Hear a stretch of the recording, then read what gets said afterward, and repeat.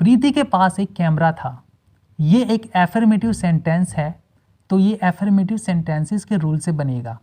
First है subject, तो इस वाक्य में सब्जेक्ट प्रीति है, तो यहाँ प्रीति आ गया। देन हैड, हमने हैड मेंशन कर दिया। Then object a camera, Preeti had camera. अब इसी तरह हम और सेंटेंसेस बनाएंगे। हाय फ्रेंड्स, लास्ट वीडियो में हमने हैज़ हैव को यूज़ करना सीखा था। जैसा आपको पता है कि हैज़ हैव का मतलब पोजेशन को दिखाना होता है, प्रेजेंट में, वर्तमान में। जैसे मेरे पास एक कार है, उसके पास कंप्यूटर नहीं है, क्या उसके 2 भाई हैं, राहुल का कोई दोस्त नहीं है, एटसेट्रा। उसी तरह हैड के भी सेम यूज़ होते हैं, लेकिन पास्ट में होता है। अगर हम इसको और डीपली समझें तो इसका मतलब है कि कुछ हमारे पास पहले हुआ करता था लेकिन अब नहीं है। ऐसे सेंटेंसेस की पहचान होती है जब कभी आपको पास था, रखता था, में था या कोई संबंध बताना एटसेट्रा किसी वाक्य में नज़र आए, तो वैसे वाक्यों को हम हैड के सिंपल सेंटेंसेस के रूल से बनाते हैं। चलो पहचान को एग्जाम्पल के साथ समझते हैं, ज़्यादा बेटर समझ में आएगा। पास था या रखता था, जैसे शिवानी के पास एक एयर कंडीशनर था या शिवानी एक एयर कंडीशनर रखती थी। दोनों सेंटेंसेस में बात एक ही कही जा रही है। अजय के पास एक लैपटॉप नहीं था, क्या तुम्हारे पास कार नहीं थी। दूसरी पहचान है में थे, हमारे घर में 10 कमरे थे, तुम्हारे ऑफिस में 5 कंप्यूटर थे। ऐसे सेंटेंसेस भी हैज़ के रूल से बनेंगे। और तीसरी पहचान है कोई संबंध बताना, कोई रिलेशन बताना। जैसे मेरा एक दोस्त था, मेरे 2 अंकल थे, मेरे दादाजी थे, एटसेट्रा। ऐसे सेंटेंसेस भी हैड के ही सिंपल सेंटेंसेस के रूल से बनेंगे। फ्रेंड्स, हैड के रूल्स समझना ज़्यादा आसान है अगर आप इसे हैज़ हैव से कंपेयर करें तो। अब आप पूछेंगे कैसे। मैं आपको बता दूं कि हैज़ हैव में आपको देखना पड़ता था कि अगर सब्जेक्ट थर्ड पर्सन सिंगुलर है तो हम हैज़ का यूज़ करेंगे, और अगर सब्जेक्ट थर्ड पर्सन सिंगुलर नहीं है तो हम हैव का यूज़ करेंगे।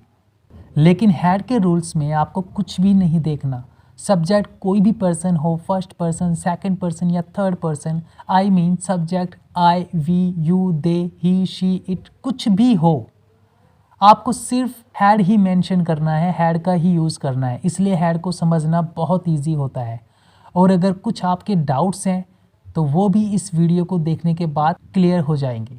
और अगर अभी तक आपने हमारा हैज़ हैव वाला वीडियो नहीं देखा है तो वाई बटन पर आपको उसका लिंक नज़र आ रहा है, उस पर क्लिक करके वह वीडियो भी आपको ज़रूर देखना चाहिए ताकि आपका कॉन्सेप्ट अच्छे से क्लियर हो पाए, कोई भी कन्फ्यूजन एंड डाउट्स माइंड में ना रह जाए। चलिए फ्रेंड्स, जल्दी से इनके रूल्स देखते हैं और फिर आप रूल्स को देखकर अपने से सेंटेंसेस को ईजीली ट्रांसलेट कर पाओगे। हैज़ हैव की तरह हैड के भी 4 रूल्स होते हैं। एफर्मेटिव सेंटेंसेस, सकारात्मक वाक्य, subject plus had plus object. Negative sentences, नकारात्मक वाक्य, subject plus had plus not plus object. Interrogative sentences, प्रश्नवाचक वाक्य, had plus subject plus object plus question mark. Negative interrogative sentences, नकारात्मक प्रश्नवाचक वाक्य, had plus subject plus not plus object plus question mark. यहाँ मैंने rules mention कर दिए हैं लेकिन उनके नेम्स शॉर्ट में लिखे हैं। इन रूल्स को देखकर आप बिना किसी की हेल्प लिए अपने से सेंटेंसेस ट्रांसलेट कर पाओगे। So let's get start. Preeti के पास एक कैमरा था। ये एक एफर्मेटिव सेंटेंस है, तो ये एफर्मेटिव सेंटेंसेस के रूल से बनेगा।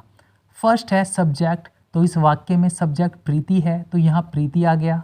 देन हैड, हमने हैड मेंशन कर दिया। Then object a camera, Preeti had camera.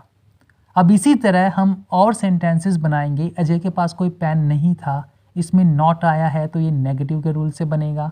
Ajay had not any pen. क्या आपके पास बाइक थी, इसमें क्या शब्द आया है तो यह इंट्रोगेटिव सेंटेंसेस के रूल से बनेगा। Had you not a bike. क्या रणवीर के पास कार नहीं थी, had Ranveer not a car. कुछ एग्जाम्पल्स और लेते हैं। मेरा एक दोस्त था, आई हैड अ फ्रेंड। क्या आपको बुखार था, हैड यू फीवर। फ्रेंड्स, सारे सेंटेंसेस बहुत इंपॉर्टेंट है जो आपको रूल्स के साथ बताए गए हैं, ध्यान से देखना। हमारे ऑफिस में 20 कुर्सियां थी। We had 20 chairs in our office. आपके घर में 4 कमरे थे। Your house had 4 rooms. इसको हम ऐसे भी बना सकते हैं, you had 4 rooms in your house. और अगर आपने हमारा चैनल अभी तक सब्सक्राइब नहीं किया है तो प्लीज़ सब्सक्राइब कर लीजिए, और अगर आपको हमारी वीडियोस पसंद आती है तो लाइक ज़रूर कीजिए। अगर आपका कोई सवाल है तो कमेंट करके पूछ सकते हैं। आपका एक छोटा सा एक्शन, चाहे वो हमारी वीडियोस को like, subscribe, comment and share करना हो, ये हमारे लिए मोटिवेशन का काम करता है और उससे चैनल को सपोर्ट भी मिलता है। And I say thanks to all of you guys. Friends, अगर आपको ये वीडियो पसंद आया है, इससे कुछ सीखने को मिला है, तो लाइक, शेयर एंड सब्सक्राइब जरूर कर देना एंड बेल आइकन को हिट करना मत भूलना, जिससे आपको मेरी सारी वीडियोस के नोटिफिकेशन मिलते रहें और आप सभी वीडियोस का बेनिफिट ले पाओ। अगर आप मुझे कुछ सजेशंस देना चाहते हो कि कैसे मैं अपनी वीडियोस को और इम्प्रूव कर सकता हूँ, प्लीज़ वो भी आप मुझे कमेंट बॉक्स में बता सकते हैं। Thanks for watching this video. Bye.